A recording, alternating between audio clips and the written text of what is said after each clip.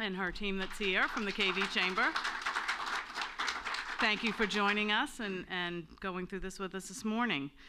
We want to begin the program by thanking our 2023 Business Breakfast Series sponsors. They include AT&T, Cross Insurance, New Dimensions Federal Credit Union, Nicholson, Michaud, and Nadeau, CPAs, O'Donnell, McCowan, and Phillips, attorneys at law, Sheridan Construction.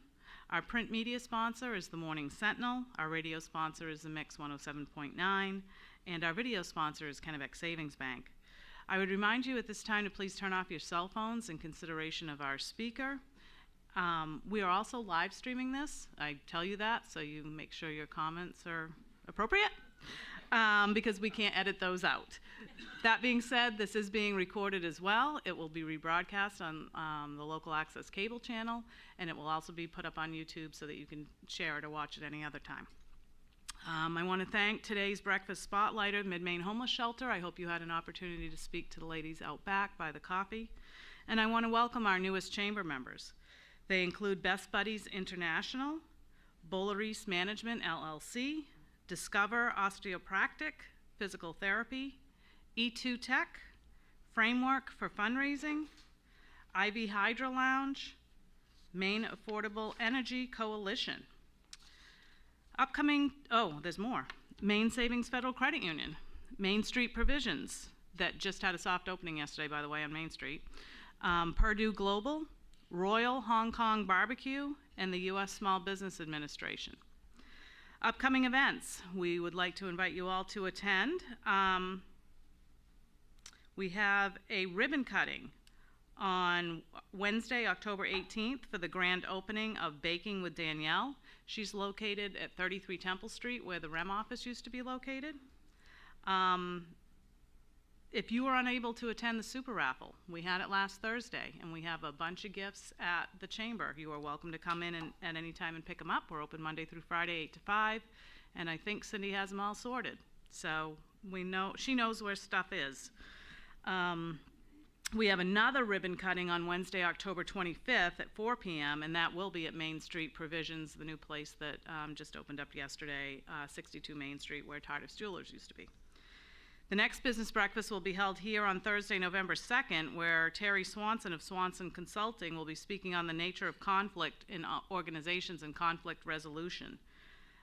Again, it's right here, 7:15 to 9 a.m. To register, you can email Cindy at midmainechamber.com. We have a new member orientation also on November 2nd in the chamber boardroom from 3:30 to 5. So if you're a new member of the chamber, you want to learn more about your benefits, or if you have new employees, or if you just feel like you aren't getting enough out of your chamber membership, or you just want to be refreshed on what we do, please join us. There's a Zoom option if you come. It's more like a happy hour, so it'll be fun. Today's presenter is Jim Cohen of Errol Dana Law. He's going to focus on No on 3, Pine Tree Power, promises versus realities. When you're asking questions, we want you to wait, and Cindy will go around with the microphone so that we can capture it on video. It's my pleasure now to introduce Michelle Jolalabi, your chamber board chair for this year and next year, because I hired her person who's supposed to replace her. So she's a VP of HR and Diversity for Thomas College, and she's going to introduce Jim. Michelle?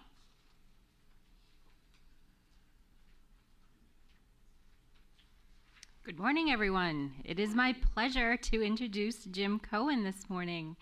Jim is a partner with the law firm Errol Dana, where he has been practicing utilities and energy law for over 30 years on behalf of solar developers, utilities, and consumers. Jim is also a former mayor of Portland and a former board chair of the Portland Regional Chamber of Commerce, as well as former volunteer president of the Portland Community Chamber of Commerce. Jim is a former president of Portland Trails, former vice president of the Portland Symphony Orchestra, and a current advisory trustee of Project Green Schools. Jim received his undergraduate degree from Princeton University and his law degree from the Columbia University School of Law. Jim grew up in Portland, where he attended Deering High School, and he continues to live in that city. Jim currently works with Maine Affordable Energy, which is a ballot question committee formed to help educate Mainers about the risks associated with pine tree power, question 3 on the November ballot. Coalition partners of Maine Affordable Energy include the Maine State Chamber of Commerce, the Portland Regional Chamber of Commerce, the Maine AFL-CIO, the IBEW, the Sportsmen's Alliance of Maine, Hospitality Maine, numerous other business trade groups and labor unions, 140 individual businesses, 81 former legislators from both sides of the aisle, and over 11,000 individual Mainers and growing. That's pretty impressive. Please join me in welcoming Jim Cohen.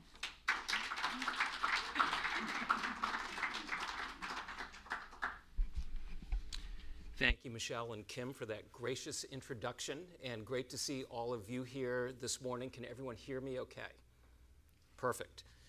Well, how many of you are aware that there's a ballot question on the ballot this November? I've been speaking to groups for about 2 years, and when I would ask that question, very few hands went up, but I guess anyone who watches television these days, it's hard to avoid all of the ads, and we'll be seeing more in the coming weeks, I'm sure. So really appreciate the opportunity to be before both the Mid-Maine Chamber and the Kennebec Valley Chamber to talk about question 3. As Michelle said, I've been a practicing lawyer for over 30 years. A good portion of that I spend in Augusta, working both at the Public Utilities Commission and before the Maine legislature. I work with a lot of water utilities as well, including the Kennebec Water District here in Waterville and surrounding area.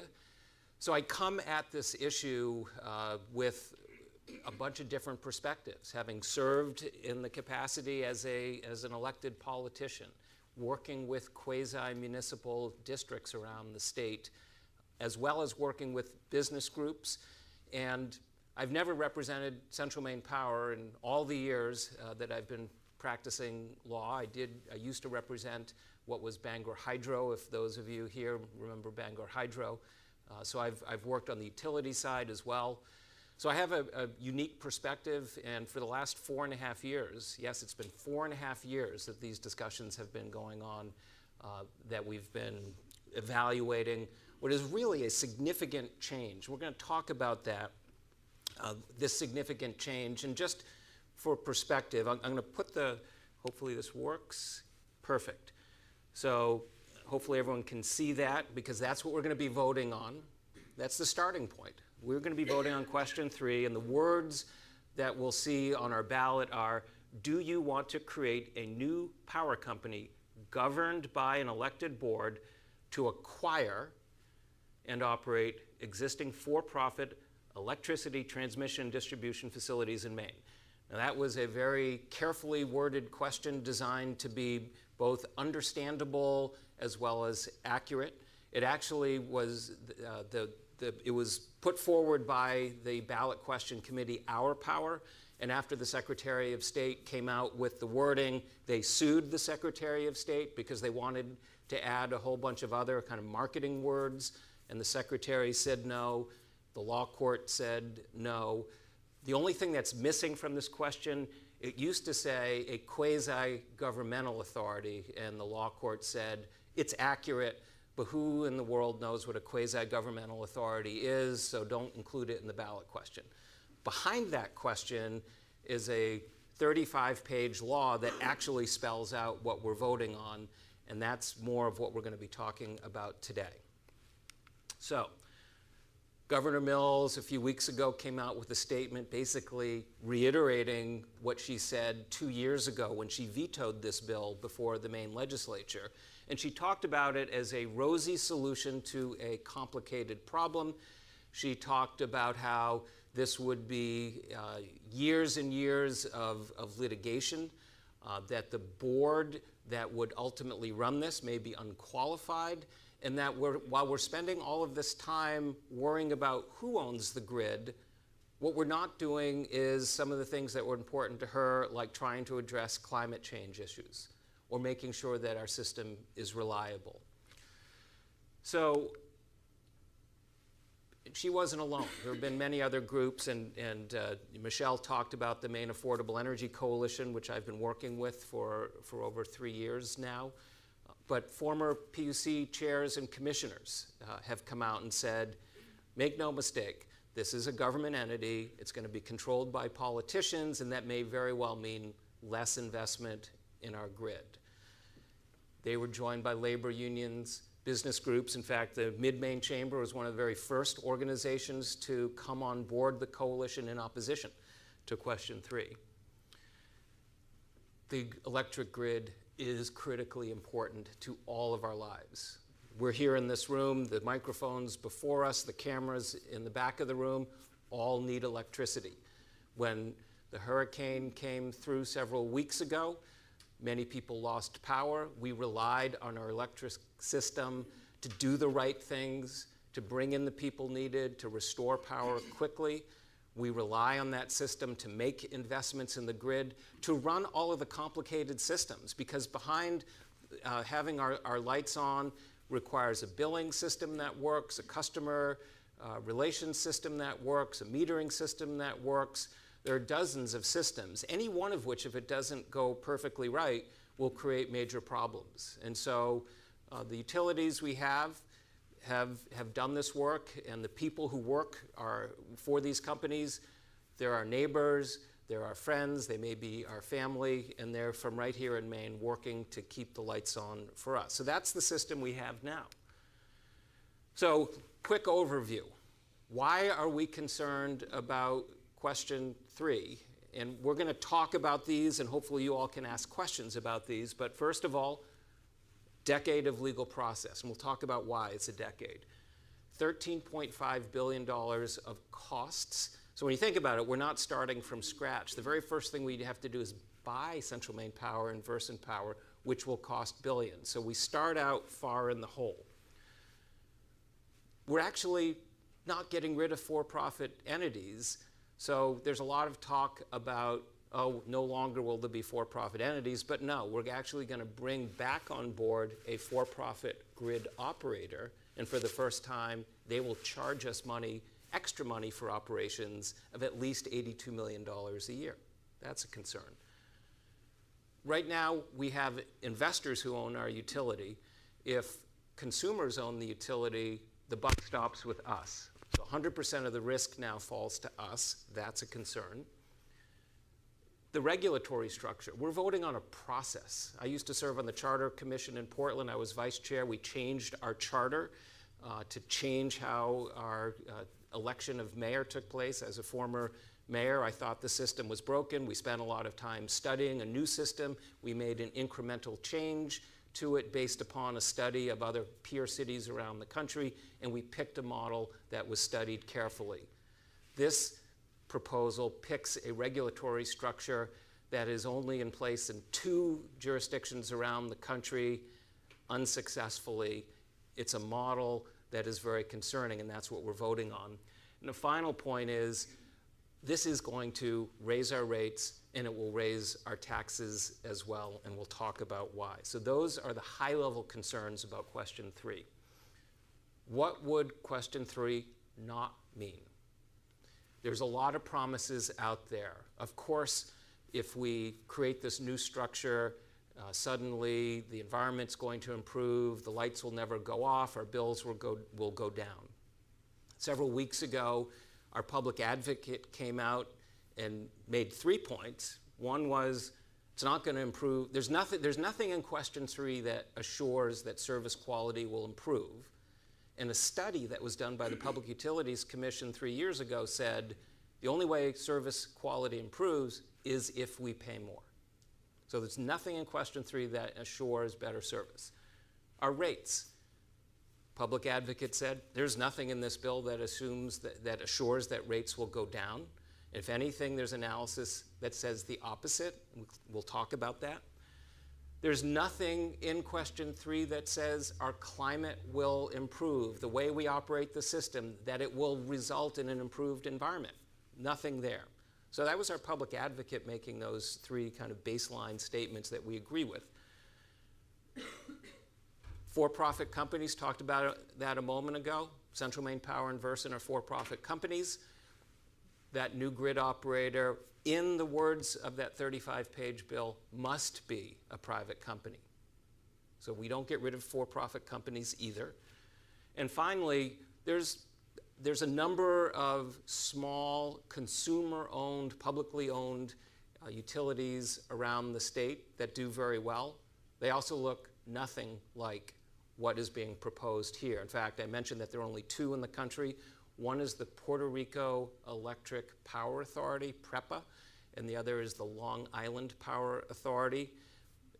Both have had significant problems. Puerto Rico is bankrupt right now. They measure outages in months, not days or hours. So these are not successful models.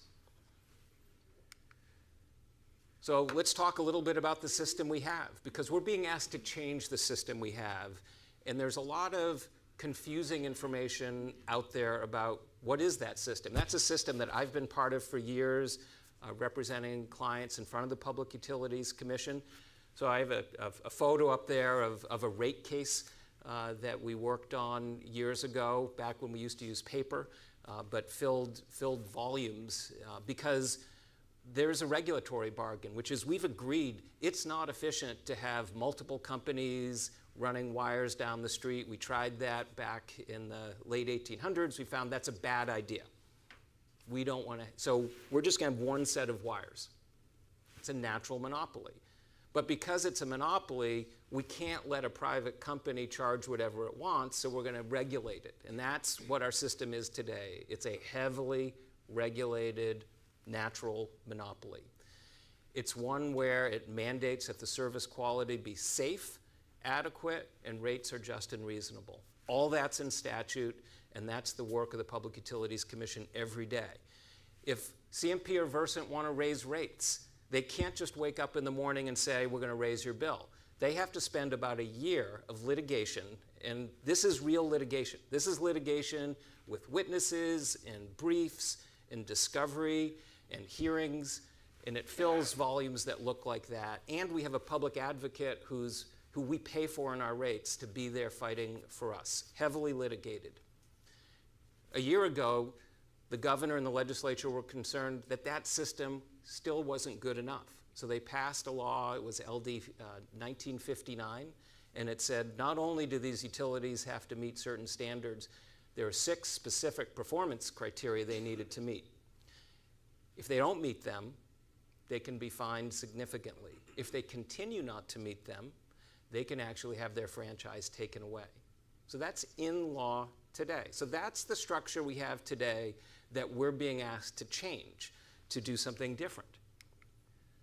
So how many of you are aware that Central Maine Power and Versant do not make or sell electricity? So this is a very smart audience.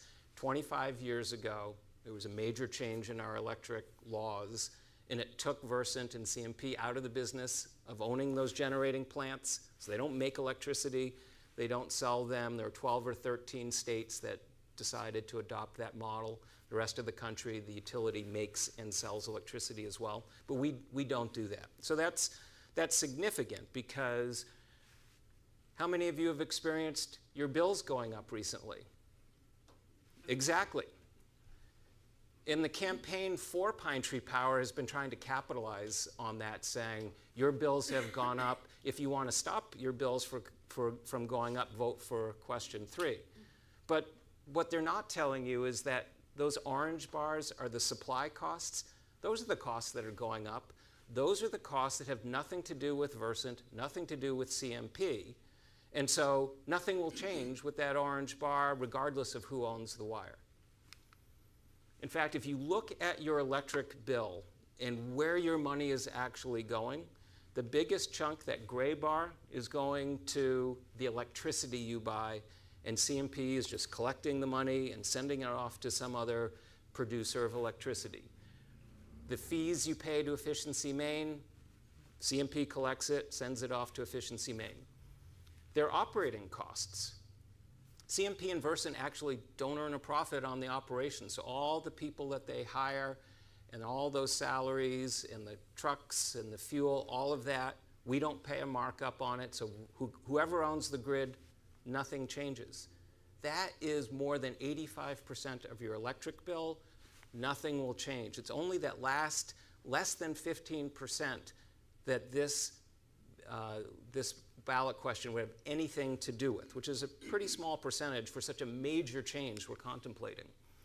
So to be clear, the other side wants to talk a lot about our existing utilities and have you focus on that. But what we're really voting on is a structure. We're being asked to make a charter change for the way our electricity system works. And they don't want to talk about that. That's what we are going to talk about. We're going to talk about what is it that we're actually voting on, what is that system, has it been tested before, is it likely to produce the results we want. So this is the structure. This is an org chart of what Pine Tree Power would look like. So that little box on the right is what we have today. We have a governor and legislature who appoint and then confirm 3 public utilities commissioners, and they in turn regulate our 2 large investor-owned utilities, CMP and Versant. That's the system we have today. Under Pine Tree Power, question 3, what we would still have a public utilities commission. They would be appointed and approved the same way. But then we would have this new entity called Pine Tree Power. And I'll say as an aside, when this issue started several years ago, it wasn't called Pine Tree Power. It was called the Maine Power Development Authority.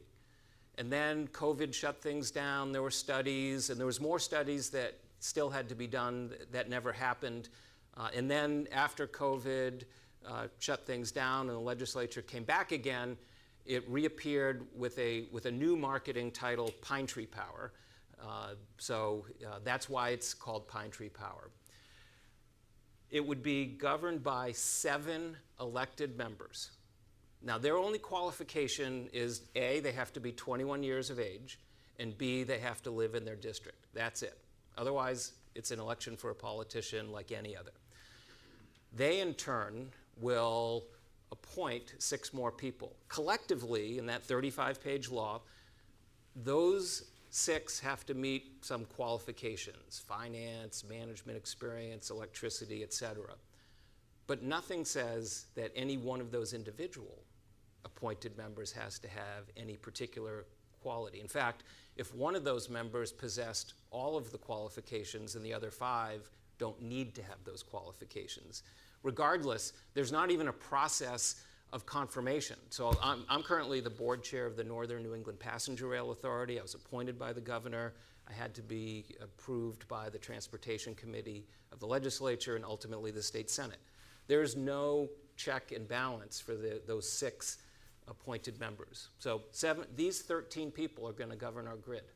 You and I would vote on 1 because it's done by Senate districts, and the other 12 we would have no control over. They would then hire staff.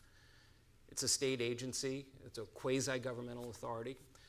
Those folks we'd be paying for in our electric bill. So that's a new bureaucracy. And just sort of imagine you've got a Public Utilities Commission of appointed officials, and they're trying to regulate elected officials. And that's a different dynamic. And then that entire entity would have to hire a for-profit company to run the grid. And that's the model that's only done in 2 places in the United States. So Madison Electric Works, Kennebunk Light and Power, Van Buren, they don't have that model. None of the other utilities around the country that are consumer-owned have this model. Only Pine Tree Power would have it. Long Island, Puerto Rico, that's it. So I talked about risk.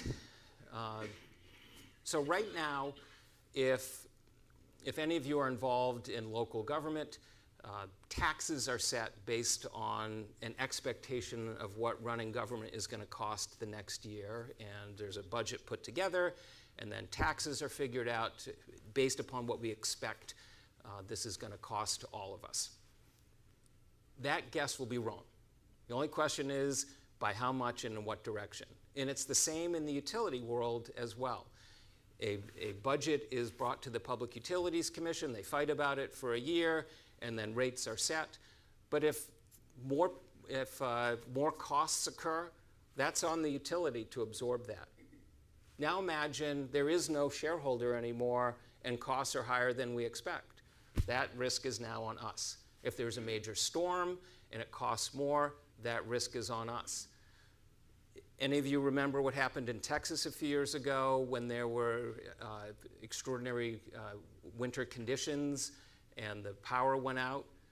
The investor-owned utilities literally weathered that storm financially well, but the consumer-owned utilities did not. And many of them were placed on credit watches by Moody's.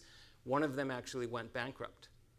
Right here in Maine, Eastern Maine Electric Cooperative, which is the electric utility in far down east Maine, they went bankrupt in the 1980s because they invested in Seabrook Nuclear Power Plant.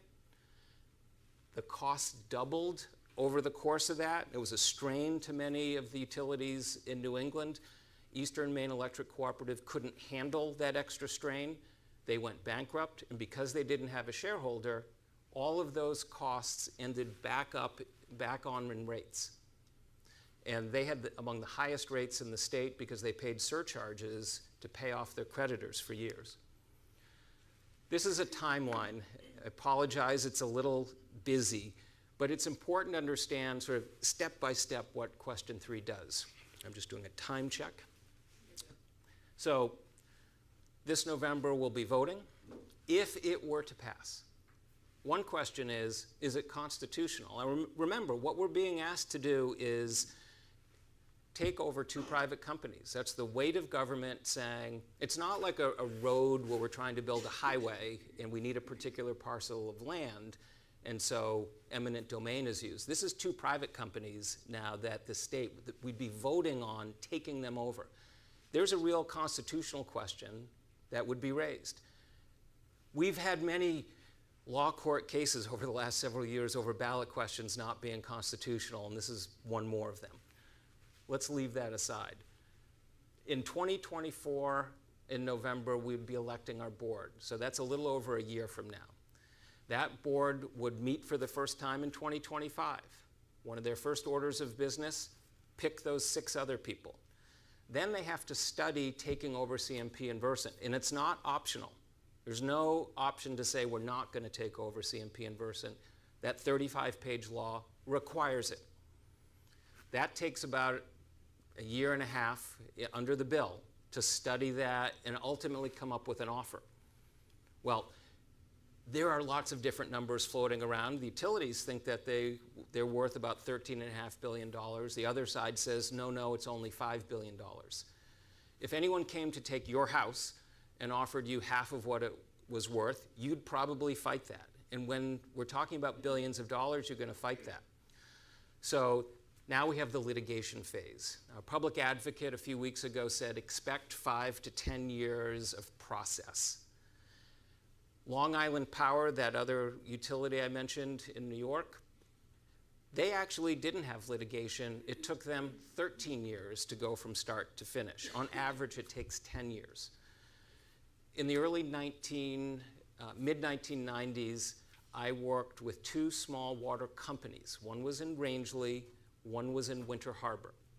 The state legislature passed laws in each case creating water districts and allowed them to take over their local water companies. Nobody challenged the constitutionality. What they did is they challenged the valuation.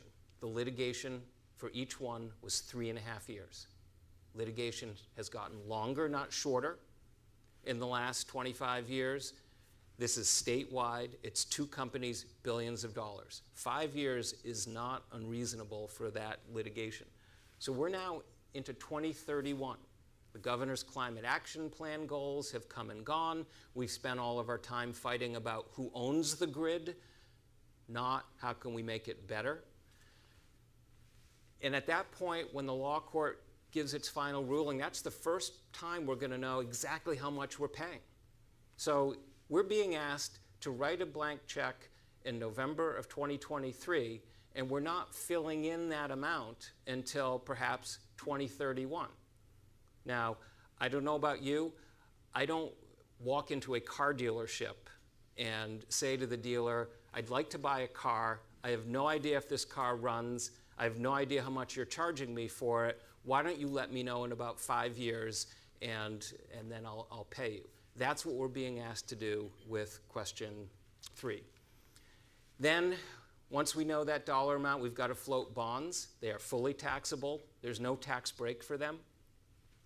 And then we have to pick that grid operator, that private grid operator. There is not a huge universe of private grid operators. And so when the Public Utilities Commission studied this issue several years ago, they said, just be aware, there's a big risk. We may not find another grid operator. That's one of the reasons the unions have come out against it, because they say, we want to make sure we have a job, we want to know who we're going to work for. Even if we're fortunate enough to hire somebody, the odds are they will be a foreign company, because many of the area utilities in New England are owned by foreign companies. They're the only people who have the expertise, and that 35-page law says you have to have expertise in order to run our utility. That process is going to take a number of years. So we may be in 2033, a decade from now, before the switch is flipped and somebody else is actually operating our grid. How many of you remember when Verizon sold out its assets in Maine and Fairpoint took over? So several of you do. And if you remember, it didn't work out very well. It was a cutover to all new billing systems, customer systems. That's what's going to happen with our electric system. Some new entity is going to come forward and all those systems will change. Even one of those systems changed recently for Emera, Maine, or the former Versant Power and CMP. Even when one of those systems didn't work well, it was a disaster. Now multiply that by all those systems. That's what's going to happen at some point in 2033. Has this ever been done before? No. There have been about 63 attempts over the last 20-something years. Only 11 of them finally crossed the finish line. And in 2 cases, they were reprivatized. All of these are on the local level as well. So there is no state that has ever tried to take over its utilities. It's only done on the county and local level. There is no instance where a state or any jurisdiction tried to take 2 different utilities, take them over, and combine them into one. So it's sort of like taking 2 airplanes in mid-flight, trying to combine the parts to make one airplane and hope that that airplane doesn't fall out of the sky. And that's what question 3 does. So why are we talking about question 3 at all? Who thought this was a good idea? The kernel of the good idea is if you're a government agency, you can actually borrow money for less because you're the government. But it's not nearly as small an amount as the proponents will tell you. So they'll say it's 2 to 3%. According to the Public Utilities Commission, that borrowing is more like 5.5%. So there's a small savings that occurs in the future if the government owns the utility. But remember, we need to take, yeah, that's what I want to do. We have to take over utilities in the first place. So we start with, we find out the value, and the variables are time and multiple of book value. So that $13.5 billion figure did not come out of thin air. It started with the study that the PUC did back in 2020. And they said it would only be $8.2 billion. It would only be $8.2 billion if the takeover occurred in 2024. Well, we went through the timeline. We've established there's no way that takeover occurs in 2024. So every year, new substations, new wires, et cetera. Value keeps going up. The other thing is, if any of you have ever done an appraisal or been part of an appraisal process, you look at comparable sales. Well, utilities don't change hands very often, but when they do, and when it's gone to courts, typically they use a multiple of book value to figure out, if 6 other utilities changed hands, they would have a multiple of book value. So it turns out, if you look at the 3 most recent takeovers, they had a multiple of book of more than 2, up to 5. So far right corner of that chart, if you assume a 2030 start date and you assume 2 times book value, just those 2 variables using the same analysis of the Public Utilities Commission, you get 13.5. If the takeover occurs a year later, that number goes up. If the multiplier is higher, that number goes up. But we won't know that until the law court decides this. So what does this ultimately mean for our bills? What that means is nothing changes for supply, nothing changes for operating costs. We'll have a little bit of savings because we can borrow money for less. All the new substations and poles in the future will cost us a little less. But we're going to still be burying out from that $13.5 billion debt in that debt service. And that takes decades to bury out of, if it does at all. In fact, in Long Island, they owe more today than they did when they started. Then that management fee. So if you mow your own lawn, you pay for the gas, you buy your lawnmower, and it's your own time. It's sort of like that with the utility system. If you do it yourself, you don't have to pay a markup. But if you hire somebody else to do it, you're going to pay more. The Public Utilities Commission estimated $82 million a year of new fees that we would be paying simply because we're hiring out the operations of the grid. So that's a new fee. And then there's the new bureaucracy that we have to pay for in our rates. So our rates go up, and it's not just your rates. Your groceries go up, your taxes go up because all of those entities use electricity. Now, I talked a little bit about whether there's any relationship between those small utilities in Maine that are consumer-owned and Pine Tree Power. The short answer is they look nothing alike. They don't have a private grid operator. They don't currently pay taxes, so their rates are lower. CMP and Versant are the state's 2 largest property taxpayers. They pay in excess of $90 million a year in property taxes. Those consumer-owns don't. They pay income taxes. So you take away CMP and Versant, and we'll save money on our electric bill, but it'll probably get taken out of our wallet from the other side with our tax bills. All of those consumer-owned utilities negotiated away environmental obligations like net energy billing or entering into long-term contracts for renewable energy. So yeah, their costs are all lower. But actually not all of their costs are lower because there are 4 island utilities that have much higher rates, even though they're consumer-owned. Eastern Maine Electric Cooperative, the one I mentioned earlier that went bankrupt, their rates are roughly the same as CMP and Versant. Sometimes they've been higher, sometimes they've been lower. Those big overhead lines, we pay for those in our rates. These small utilities don't have those large overhead lines, so they're not paying for those in their rates. So Pine Tree Power will look absolutely nothing like any of those other utilities. We're the most forested state in the country. Most of our outages are caused by trees falling on wires. And most of those trees are not in the public right-of-way. So whether it's CMP, Versant, or Pine Tree Power, there will still be trees outside of our right-of-way that will cause our power to go out. And if you look nationally, those small utilities, their service quality is better. But the large ones, the large rural electric cooperatives like Eastern Maine Electric Cooperative, their outage performance nationally is worse than investor-owned utilities.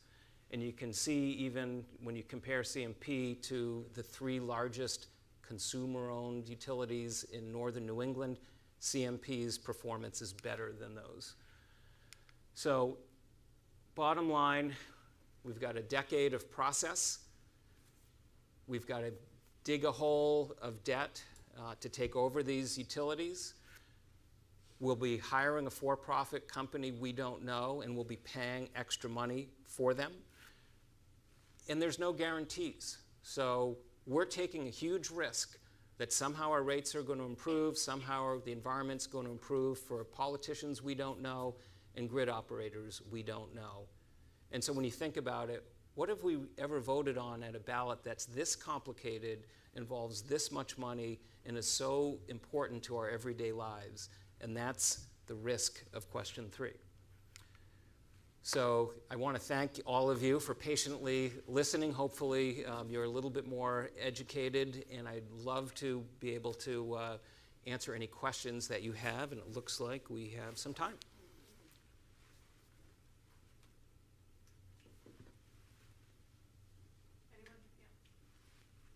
Jim, great presentation. How does your organization look at the issue of turnout and trying to figure out who's coming to vote and who isn't?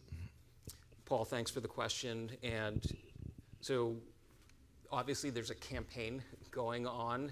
So I've been traveling the state talking about the factual details about Pine Tree Power and the regulatory environment.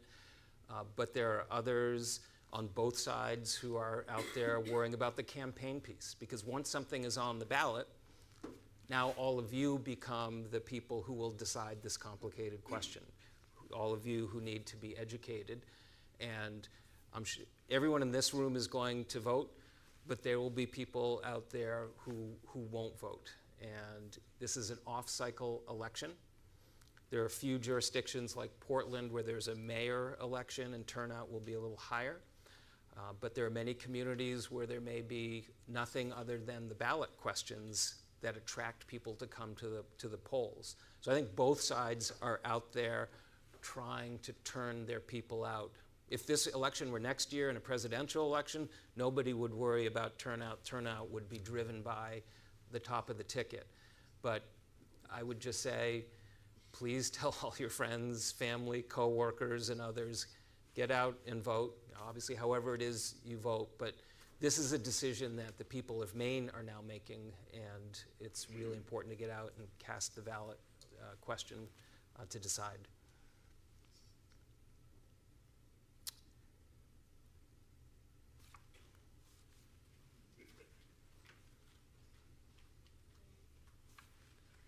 Just briefly, and thank you for your presentation. It was great.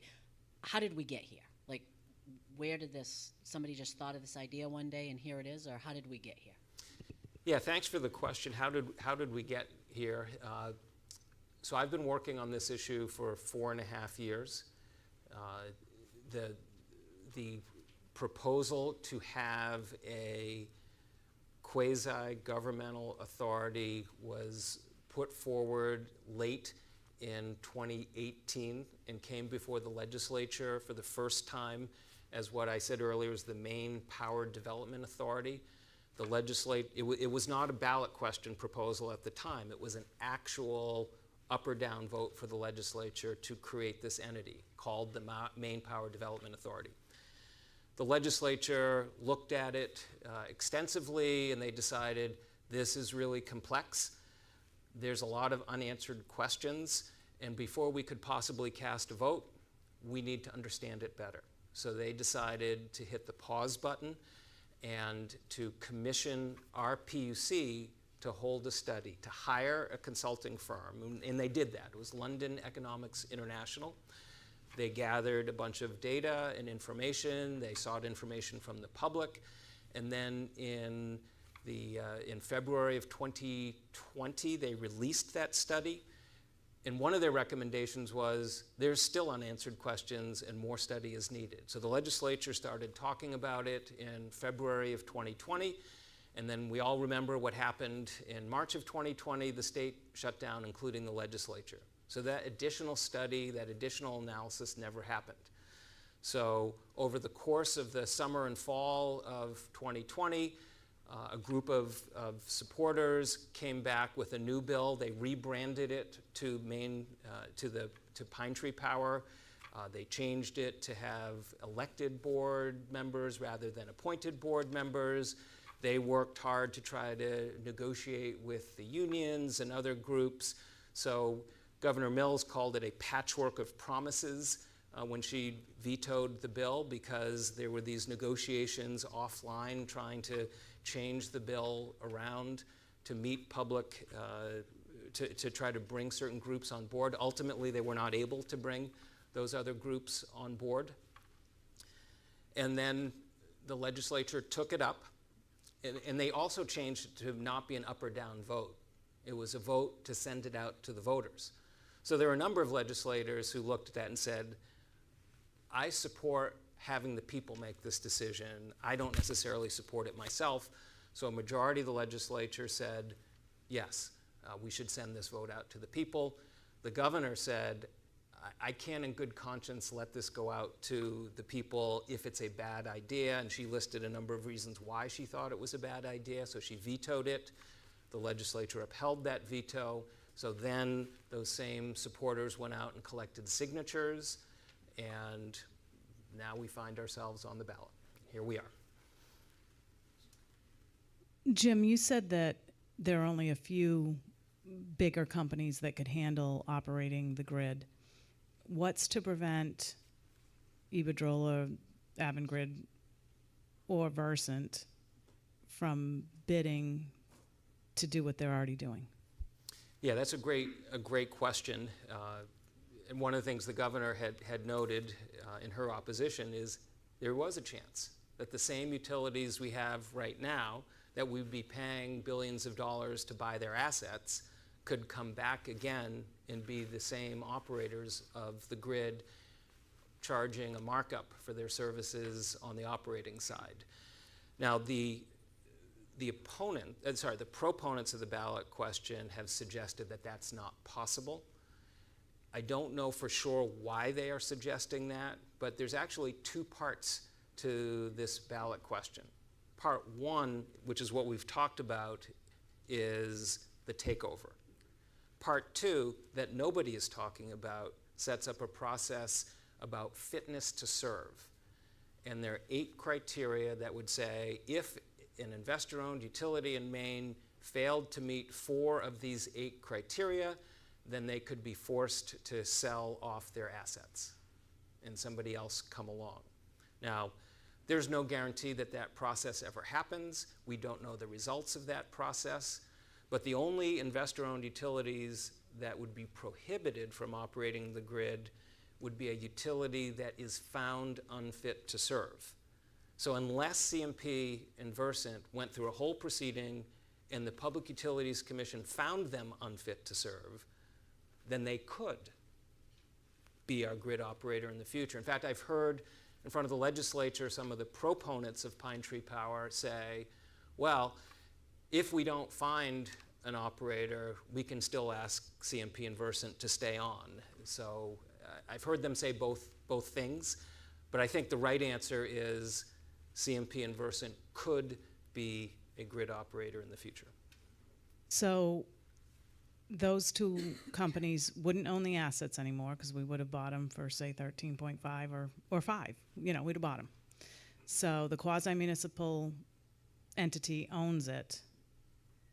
We hire them, and the fee is $82 million a year that they get to make for doing what they were already doing without having to own the assets. Yeah, I kind of analogize that to a condo. You know, we get sick of mowing our lawn and we get sick of shoveling our driveway, so we think we'll move into a condo, and then suddenly we find ourselves paying these high condo fees for those same services. So it's kind of analogous to that. But yeah, what we're doing is we're separating out the governance function, which would be done by Pine Tree Power, from the operating function, which would be done by that for-profit utility. So in New York, in Long Island, where this model exists, there was a commission that was put together in 2013 after Superstorm Sandy, which was a disaster for Long Island Power Authority, and power was out for weeks and weeks. And so they had this commission. What they found is there was a revolving door of lawyers and lobbyists going from the for-profit entity back into the government, that those who had political connections got their needs met more quickly. In Puerto Rico, similar structure, there are disagreements between what the government entity says are the materials that you should have and that we're willing to pay for, because ultimately it's going to, that entity has to approve the payments, and what the operating company says it needs. So if the operating company says we need poles that look like this and wires that look like that, and we need this many of them, and oh, by the way, when there's an outage, we need to bring in 300 crews, not 200 crews.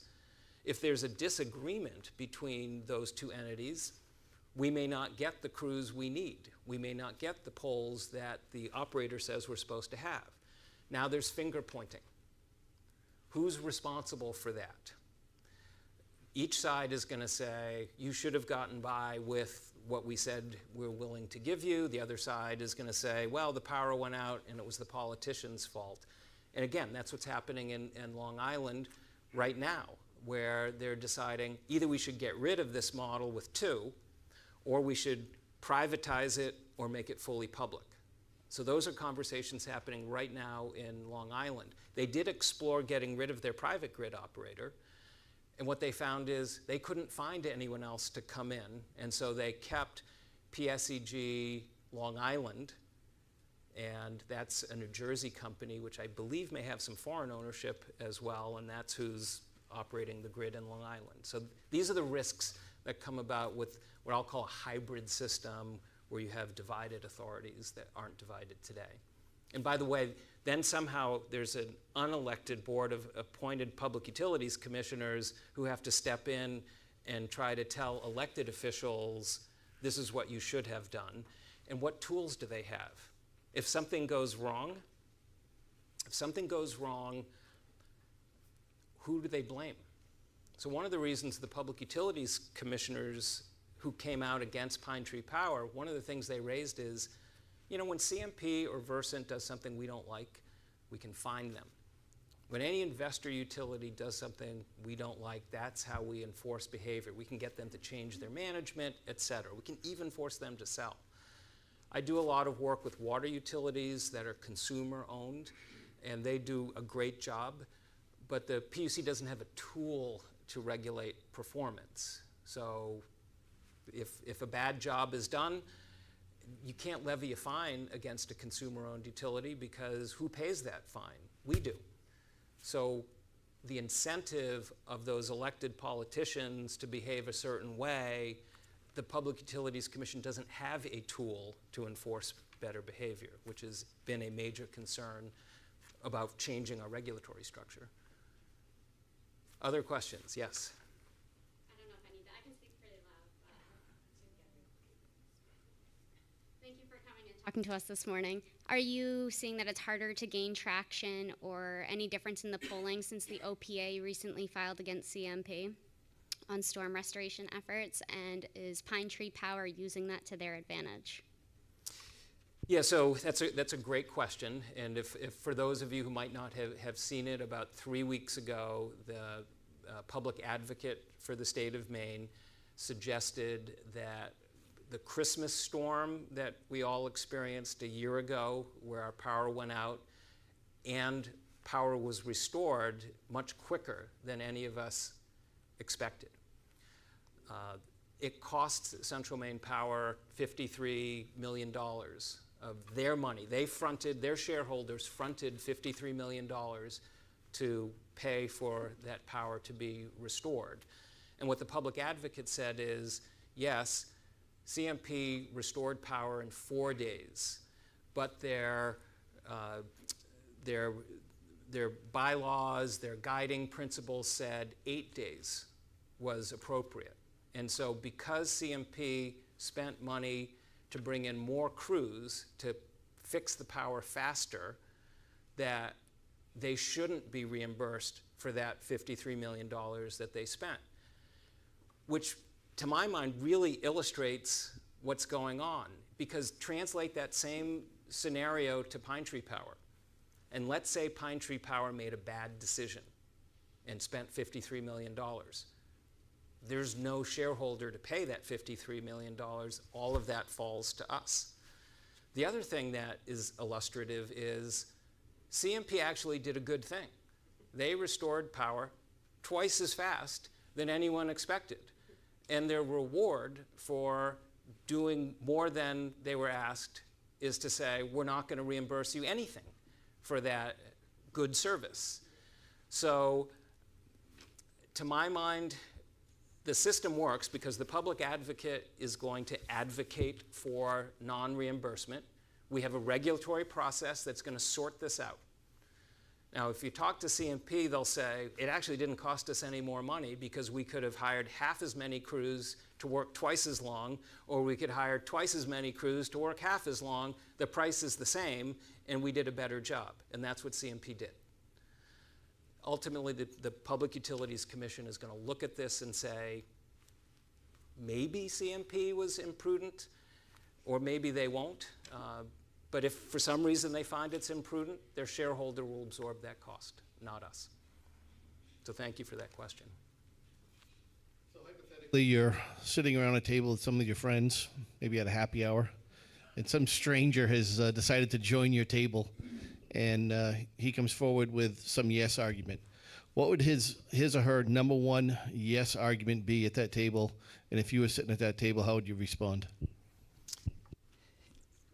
So I would say both sides have done a lot of polling, and it's clear that if you are the pro-Pine Tree Power side, what you want to talk about is we hate our existing utilities. Here are all the reasons why we don't like them, they're doing a bad job, and I've been through many debates where most of what is said is a litany of, there were these disconnections, as though somehow disconnections stop when a different entity owns them, or that their price, the price of power went up even though it was the supply side that mostly went up.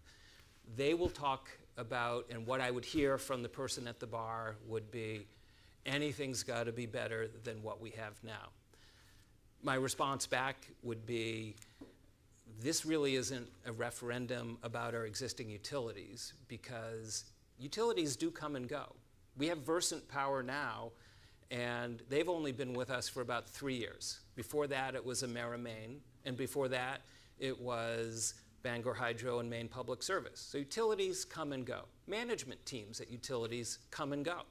In fact, when the Public Utilities Commission examines poor behavior, they will do a management audit. And they did that with both Mid-Maine and CMP. And there were changes in the actual people who ran those companies. So those things come and go. But what we're voting on is not a management team. And so to spend a lot of time complaining about the service we're getting today, or frankly, most of what you hear about is what happened in 2017 or 2018, not what's happening today. We're voting on a charter change. We're voting on a structure we're going to be living with for generations. We're voting on a structure that is going to start out deep in the hole in debt that we have to dig ourselves out of. We're voting on a structure that has politicians in control of the grid. And again, I'm a recovering politician. There is nothing wrong with politicians. I've been one. I would have people come up to me and say, we should have municipal Wi-Fi. It's a public good, wouldn't it be great for the city? We can do it for far less than those other guys, why not do that? Some cities are doing it. And I always thought, well, that's a terrible idea because technologies change. I don't want to strand our investment. We're terrible at doing customer service. We don't have the systems in place. We're not keeping up with things. And had we made an investment like that, it would have been a terrible decision. But that's what we're being asked to do with our electric grid, is to put it in the hands of politicians and what drives them. It's a structure, and it's a structure that's untested and doesn't work. Thank you so much.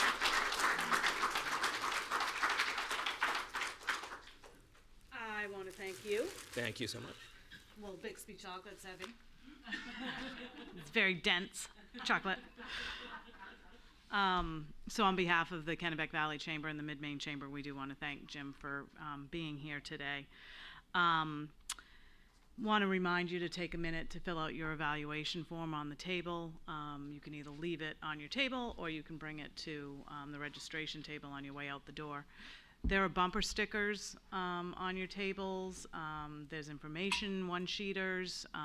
There's small postcards. We have signs at the chamber, both chambers. I have both versions of the signs. We have more bumper stickers at the chamber. Anybody can come in, they're right in our entryway. You don't even have to talk to us, you just grab them and go. If you live in an apartment and you don't have a front lawn, you can stick them in your window, like some of our board members have done. So we really encourage you to take that. I think there are also some here in somebody's car. Somebody has them in their car. Oh, Lauren, okay. Wonderful. So, great.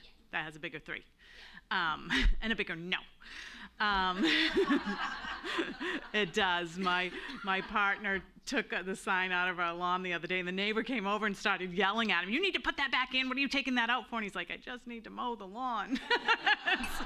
so he's like, "Give me a minute." So yeah, people are pretty passionate about this topic. Regarding the CMP Christmas thing, you can write to the PUC right now, to Harry Lamphere. I have that link if anybody wants to write for public comment. We did that on behalf of the chamber earlier this week.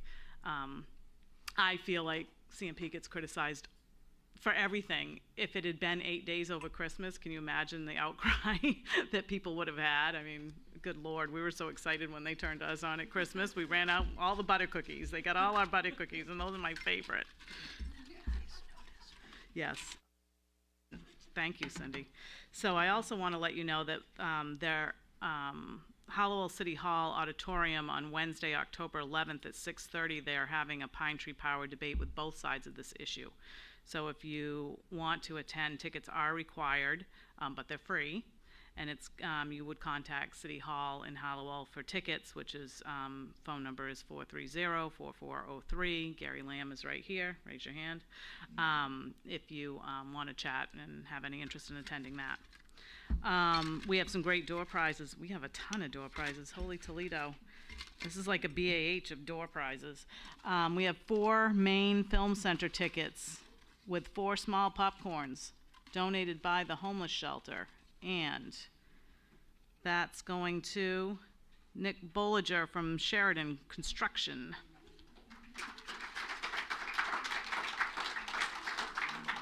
We have a $25 gift certificate also donated by the homeless shelter to Sella Tea Cafe, and plus 12 ounces of coffee, and that's going to Brian Boulette of Boulette's Truck Service.